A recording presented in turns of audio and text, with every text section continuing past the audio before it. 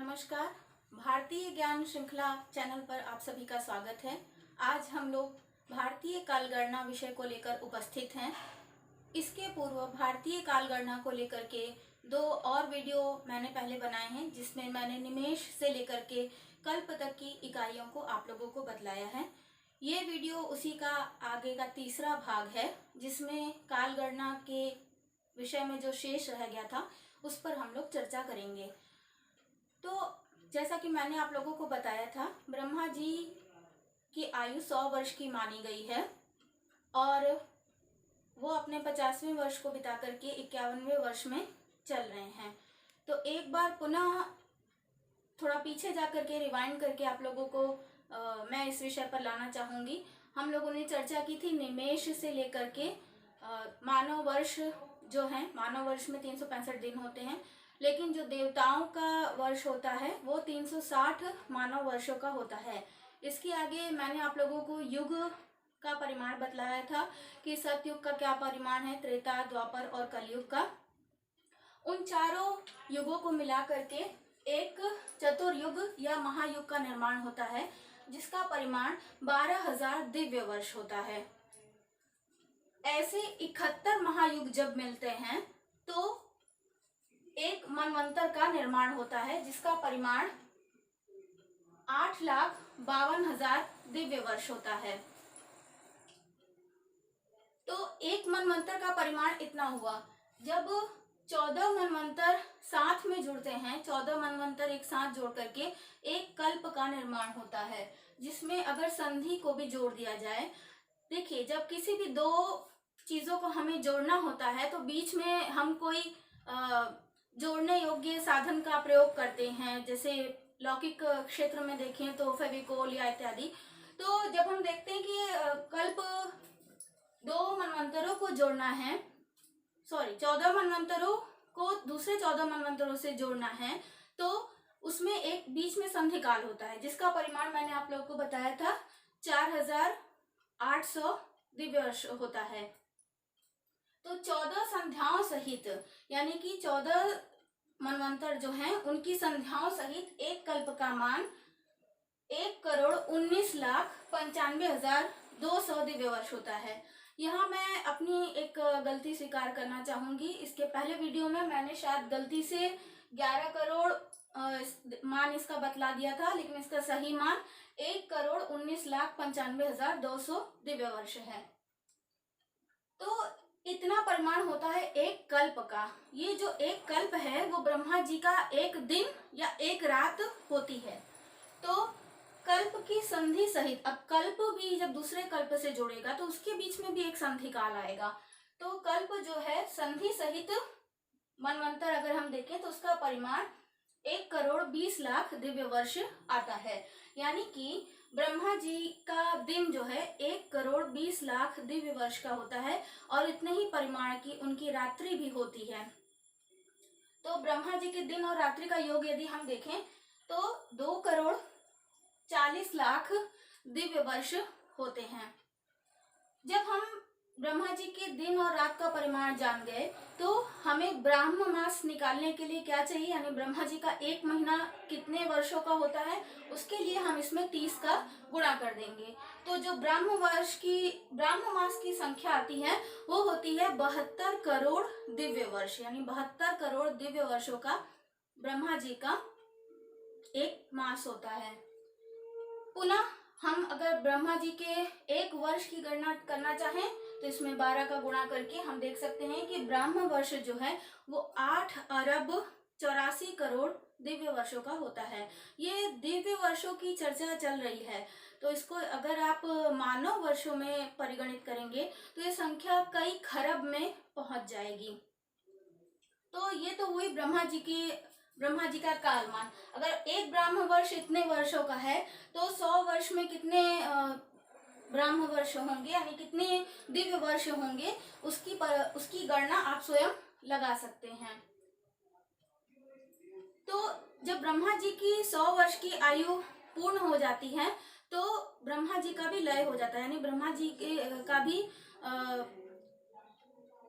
मृत्यु हो जाती है, ब्रह्मा जी का सृष्टि में लय हो जाता है और कहा जाता है कि जितना परिमाण ब्रह्मा जी का 100 वर्ष है, वो 100 वर्ष विष्णु भगवान का एक दिन माना गया है।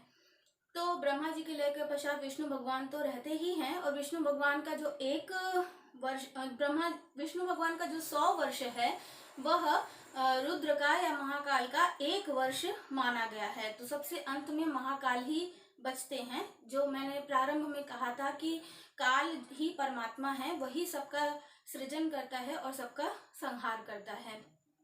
यहाँ तक तो हमने काल गणना की इकाइयों को जाना। अब जो मैंने आपसे चर्चा की थी एक बार कि हमारे जो धार्मिक अनुष्ठान इत्यादि होते हैं या व्रत कोई हम लेते हैं तो उसमें संकल्प करते हैं।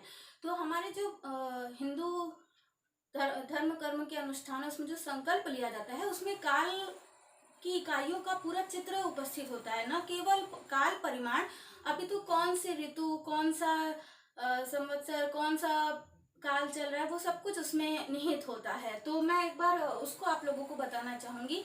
ये संकल्प जो मैंने लिखा है इसमें बहुत सारी चीजें हम जोड़ सकते हैं। हम काल गणना को लेकर के ही आप लोगों को बता रहे हैं।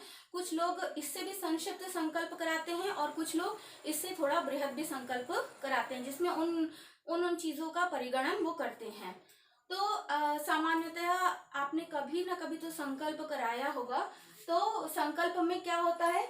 ओम तत्सद्गत विष्णु विष्णु विष्णु श्रीमद् भगवतो महापुरुषस्य विष्णुराज्ञया प्रवर्तमानस्य अद्य।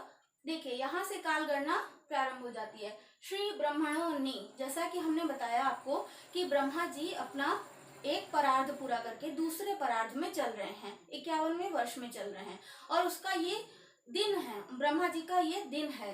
तो ब्रह्मा जी के दिन में द्वितीय परार्ध है। कौन सा दिन है? द्वितीय परार्ध का, यानी प्रथम परार्ध जो 50 वर्ष का था वो समाप्त हो चुका, अब द्वितीय परार्ध प्रारंभ हुआ। तो द्वितीय परार्ध के भी दिन में श्री श्वेत वाराह कल्पे, जैसा कि मैंने आप लोग को बतलाया कि कल्प क्या है? 14 मनवंतर मिलाकर के एक कल्प होते हैं।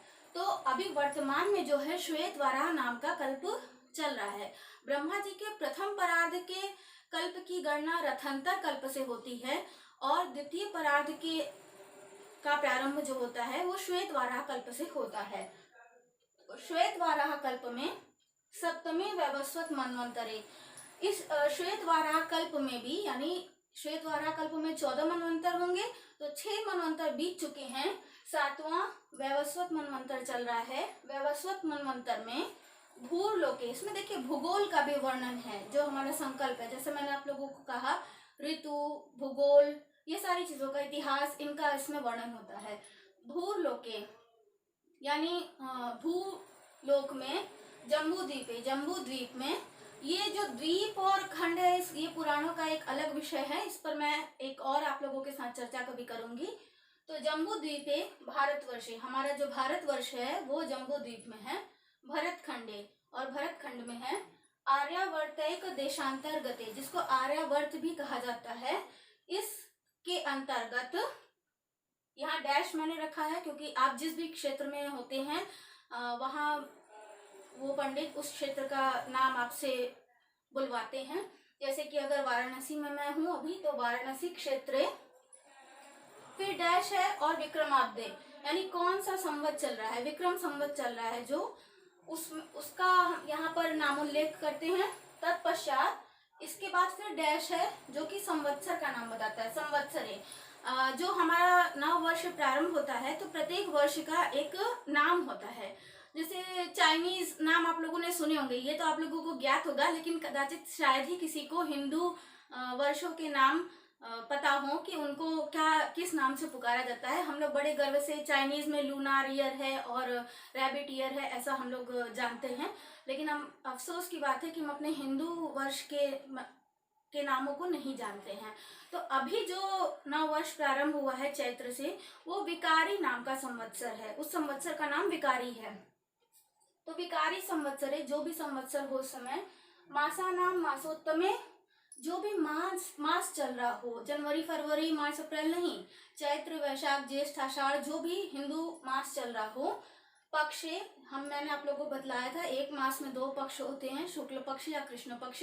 तो जो पक्ष चल रहा हो तिथौ, ये भी मैंने आप लोग को बतलाया था कि एक पक्ष में 15 तिथियां होती हैं। तो जो भी तिथि हो वो तिथि, उसके पश्चात फिर डैश है और वासरे, 7 वार होते हैं। तो कौन कौन से वार हैं, उन वारों के भी हिंदू नाम अलग हैं, उसको भी मैं कभी और आप लोगों से चर्चा करूंगी।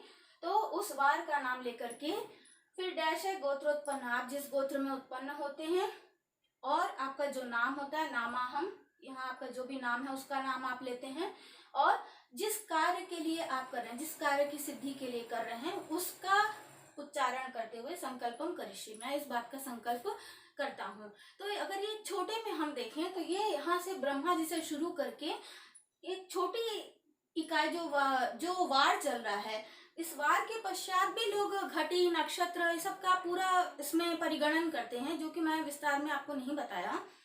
तो इसमें अगर हम देखें तो हमारे जो हिंदू धर्म कर्म के अनुष्ठान है, उसमें जो संकल्प लिया जाता है, उससे हमें एकदम सटीक ज्ञात हो जाता है कि हम किस कालखंड में चल रहे हैं।